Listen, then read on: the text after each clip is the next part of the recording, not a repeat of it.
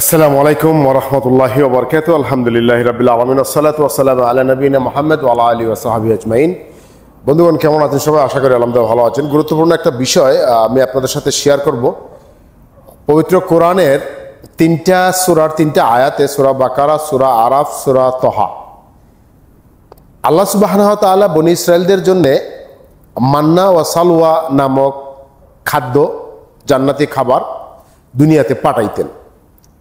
তো এই মান্না সালওয়া খাবারটা আসলে কি? মুফাসসিরদের ব্যাখ্যা থেকে বা তাফসির ইবনে কাসির সহ আরও বিভিন্ন কয়েকটা তাফসিরের দেখে আমি দেখলাম যে মান্না সালওয়ার যে খাবারের বিবরণটা, সেটা হচ্ছে কয়েকটা ধরনের মধ্যে আমি দুইটা ধরন আপনাদের সাথে শেয়ার করব যে পেয়েছি। সেটা হচ্ছে একটা হচ্ছে এক প্রকার মাশরুম, যা খুবই মূল্যবান খাবার এবং সেটা জান্নাত থেকে আল্লাহ সুবহানাহু ওয়া তাআলা বনী ইসরাইলদের জন্য পাঠাইতেন। তো এটা তারা সপ্তাহ জমিয়ে রাখতো, এক সপ্তাহ থেকে আরেক সপ্তাহ পর্যন্ত তারা সাপ্তাহিকভাবে এটা আসমান থেকে আসতো।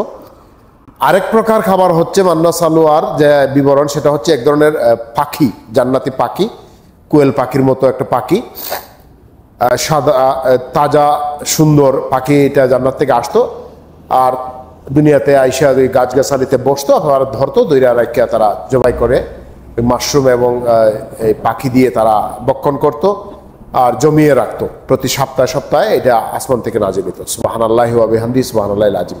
তো যখন সময় দুনিয়াতে কিছু উৎপাদন হইতো না এই জমিনে, তখন সময় আল্লাহ সুবহানাহু ওয়া তাআলা জান্নাত থেকে তার বান্দাদের জন্য খাবার পাঠাইতেন। আল্লাহ সুবহানাহু ওয়া তাআলার নিয়ামত আমরা আর কিভাবে অস্বীকার করতে পারি? বন্ধুগণ, আমরা মহান রাব্বুল আলামিনের শুকরিয়া আদায় করব সুখে দুঃখে সব সময়। তখন মহান রাব্বুল আলামিন আমাদেরকে আরও দিবেন। কোথা থেকে দিবেন? ধারণা অতীত জায়গা থেকে আল্লাহ সুবহানাহু ওয়া তাআলা আমাদেরকে রিজিক দিবেন, এটাই সত্য। আল্লাহ সুবহানাহু ওয়া তাআলার শুকরিয়া আদায় করি, তিনার হুকুম যেন আমরা যথাসাধ্য পালন করার চেষ্টা করি। আল্লাহ সুবহানাহু ওয়া তাআলা সেই তৌফিক দান করুক। আমিন। ওয়া আখিরু দাওয়ানা আলহামদুলিল্লাহি রাব্বিল আলামিন। আসসালামু আলাইকুম ওয়া রাহমাতুল্লাহি ওয়া বারাকাতুহু।